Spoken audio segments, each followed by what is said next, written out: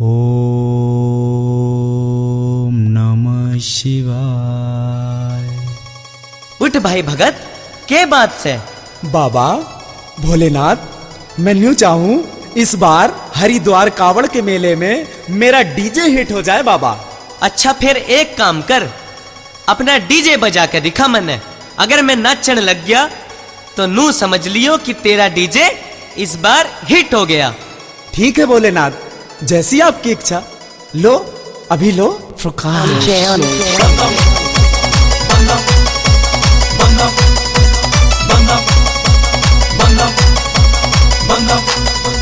हर हर महादेव शिव शंभू, हर हर महादेव शिव शंभू, हर हर महादेव शिव शंभू, हर हर महादेव शिव शंभू, हर हर महादेव शिव शंभू, हर हर महादेव शिव शंभू, हर हर महादेव शिव शंभू, हर हर महादेव शिव शंभू। ओम त्र्यंबकं यजामहे सुगंधिं पुष्टिवर्धनम् उर्वारुकमिव बन्धनात् मृत्योर्मुक्षीमामृतात्। भोले मेरा डीजे गजब का है, बाबा मेरा डीजे गजब का है। बोले मेरा डीजे गजब का है, बाबा मेरा डीजे गजब का है। इसके अंदर बहुत से गुण हैं, इसके अंदर बहुत से गुण हैं, बड़े अदब का है। भोले मेरा डीजे गजब का है, बाबा मेरा डीजे गजब का है। मेरा डीजे गजब का है, बाबा मेरा डीजे गजब का है।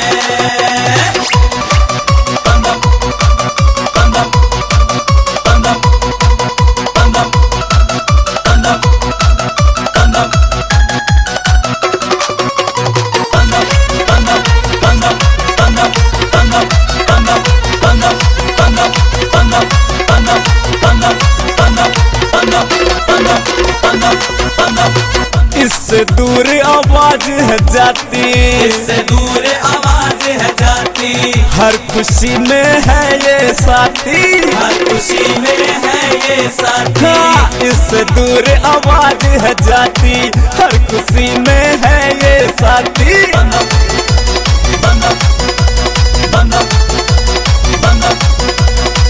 इसके बिन हर जश्न है फीका, इसके बिन हर जश्न है फीका, बड़े अदब का है।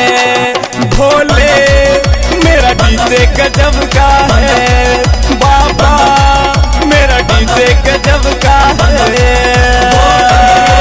मेरा डीजे गजब का है, बाबा मेरा डीजे गजब का है। DJ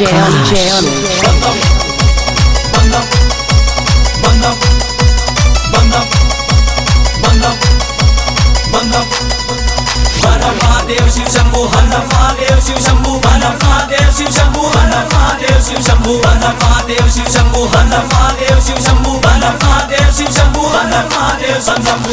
औरों से कुछ खास बात है, और से कुछ खास बात है, क्योंकि भोले मेरे साथ है, क्योंकि बोले मेरे साथ है। हाँ, औरों से कुछ खास बात है, क्योंकि बाबा मेरे साथ है।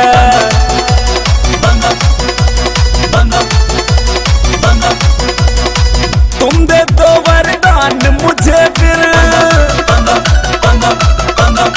तुम दे दो वरदान मुझे फिर, देखो हाल क्या है।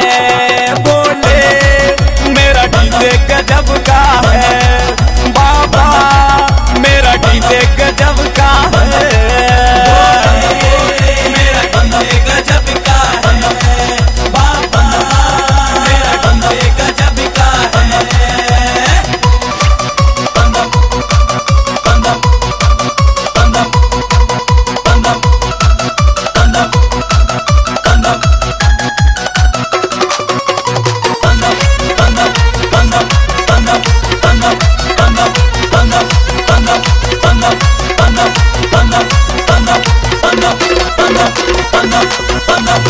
शैलेंद्र की बात है प्यारी, शैलेंद्र की बात है प्यारी। अरे डीजे की कर लो तैयारी, डीजे की कर लो तैयारी। हाँ, शैलेंद्र की बात है प्यारी, डीजे की कर लो तैयारी।